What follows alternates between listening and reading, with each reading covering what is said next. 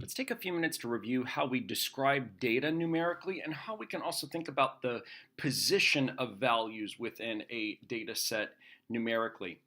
I have put two lists onto your calculators. One list is the city list. This represents for 32 vehicles the city mileage in miles per gallon for the vehicle, and another list named HWY for highway. That's the highway mileage in miles per gallon for these same 32 vehicles. So I'd like to find the 5-number summary first for the city distribution. So to do this, on your calculator, press second stat. This will go to a list of your lists. The list that you want is named city. There it is. Press enter. We'll store that into list 1. Very good. And now to find the 5-number summary, then we can simply go to the stat button and we'll go to calculate, and we'll calculate the one variable statistics on list 1. Oops, let's get that back in there. List 1. There we go. Very good. So to get to the 5-number summary, we want to scroll down here. The minimum is 17 miles per gallon. Q1 is 18 miles per gallon. The median is 21.5 miles per gallon. Q3 is 24 miles per gallon, and the max is 30 miles per gallon. So something to think about. These quartiles literally divide the data into quarters. So between the minimum and Q1, 25% of the data will reside. Between Q1 and the median, we also have 25% of the data. And the same thing between the median and Q3 and the maximum. So we've broken the data into quarters.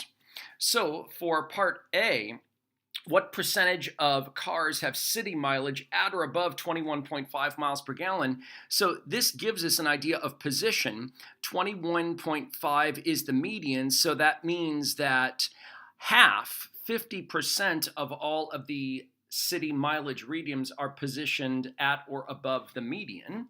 So that gives me a result of 50%. Similarly, what percentage of cars have city mileage at or below 24? 24 is at Q3, so below that, 75% of the data reside.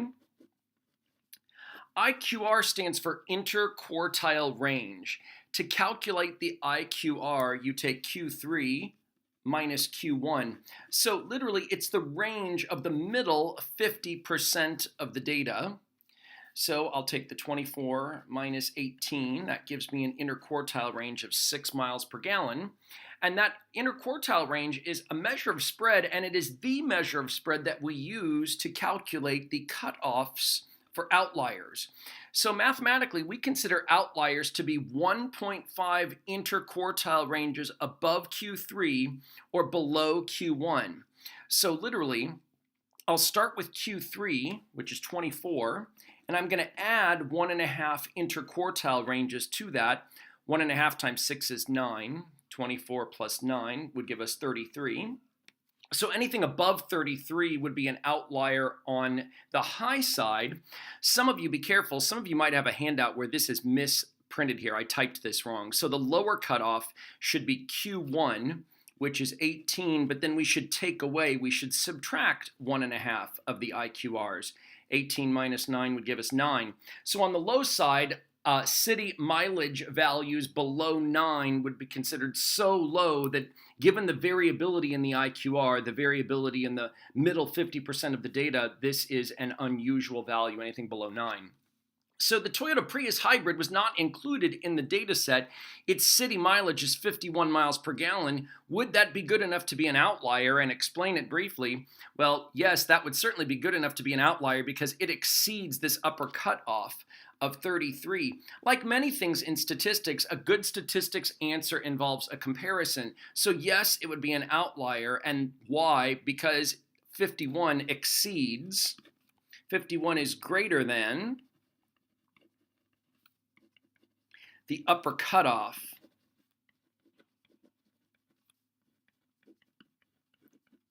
And that cutoff, we should state that upper cutoff of 33.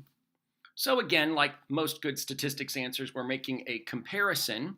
So in addition to the 5-number summary, we can also summarize the center and the spread of the set of data by looking at the mean and the standard deviation. So those are also, as you would know by now, very important values. So we can scroll back up in the 5-number summary. They were at the very beginning. So I'll report the mean as 21.19 to the nearest hundredth, and the standard deviation will report as 3.48 miles per gallon. So just a quick little bit of review here. In terms of measures of center, the two measures of center we focused on the most are the mean and the median. The median would be resistant to outliers. The mean is not, because the mean would actually use the outlier in the mathematical calculation for the mean. We add up all of the values and divide by the number that we have. So the median is just the middle number. So no matter how big an upper number is or how big a lower number is, it doesn't change in most situations. It doesn't change what the middle number happens to be. So understand the median resists outliers where the mean does not. So the standard deviation is calculated using the mean. So the standard deviation also does not resist outliers. It is affected by outliers. Whereas the IQR is not affected to the same degree by outliers. And that's because the interquartile range is calculated by using measures of position, Q3 and Q1. The values that are at the 75th percentile, that would be Q3, 75% of the data is below it, and Q1, 25% of the data is below it. So notice another measure of spread, in addition to the standard deviation and the IQR, another measure would be the range, the maximum minus the minimum. Here the range is 13. The range is certainly affected by outliers. An outlier would be at the maximum or an outlier would be at the minimum. So if you calculate the range, it will specifically use an outlier if there's an outlier present in the data. So it is not resistant to outliers. It will certainly be affected by outliers. So in terms of position then, Q3 is the 75th percentile, Q1 is the 25th percentile, but we can calculate other percentiles in certain circumstances. So if one wanted to determine the city mileage, that would put a car at the 90th percentile. Again, notice some of you may have a handout where this is, again, mistyped by me. I am using 90% in the calculation here. A few of you might have a handout that says 85th percentile. So I meant that to be 90th percentile. If you're interested in finding the mileage which is so high that 90% of the values will be at or below that value, could we find that using this method? And I claim that this method will not work. So I'm asking you to explain why completing the following calculation would not lead to a correct answer. So, and the bottom line here is the reason that this calculation won't lead me to a correct answer is because this calculation assumes that the data are distributed normally. I'm using the inverse norm command and putting in 0.9. What that does is it gives me the z-score, so this is a z-score. It gives me the z-score so that 90% of normally distributed data will have a z-score at or below this one.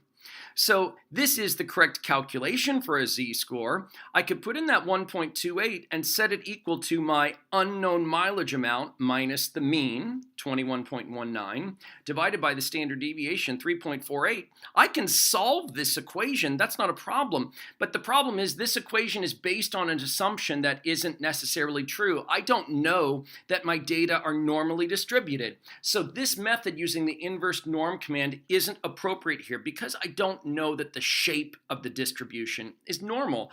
I have measures of center and I have measures of spread, but without knowing the shape, I can't use the inverse norm command here. That's the fundamental problem here. The shape of this distribution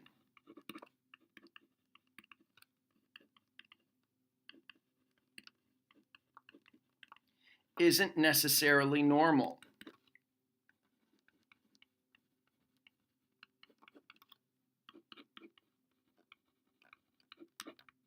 So shapes and centers and spreads are all important when describing data. Up to this point, the handout has only involved measures of center and measures of spread and how we think about those in terms of the position of where those data values are within the data set.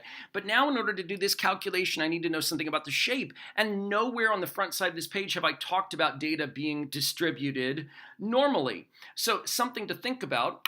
When you work on your practice questions, then I'm going to ask you to calculate the 5-number summary for the highway distribution, and then I'm going to ask you to calculate or look simultaneously at box and whisker plots. So I've given you, again, reminded you of the calculator commands that you should proceed with here. Let's at least get the box and whisker plot set up for the city data. If you follow these directions, you can also get it simultaneously plotted for the highway data so that you can make a comparison of the shapes and the centers and the spreads. But again, to summarize this, I want you to see that the shape of this distribution isn't necessarily normal, and I can see that pretty quickly in the box and whisker plot. So my data are in list 1, so I'm going to press second y equals. I'm going to go into plot 1. I'm going to turn plot 1 on. It is set to a box and whisker plot. Always choose the option that includes little dots here because that will automatically check for outliers. So I have this plot pointing to the correct data in list 1. The correct plot type is chosen. So if I zoom 9 it, I can get a quick graph. So when I look at that graph, I don't necessarily see a whole lot of symmetry there. I would offer that this graph may be skewed a little bit to the right. So that indicates to me that this shape isn't necessarily normal. I would offer normal distributions need to be shaped symmetrically. That certainly doesn't look symmetric to me. Another way to consider that would be to go to second y equals. We could also do a histogram. So I'll go into plot number 1 and I'll change my plotting option to a histogram. I'll zoom 9 it again.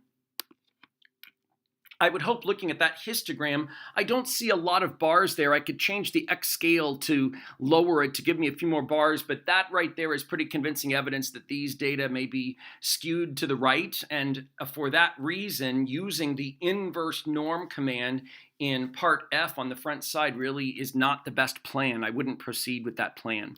I'm going to go ahead and change this back to a box and whisker plot. That's something you want to do if you're going to try your practice questions.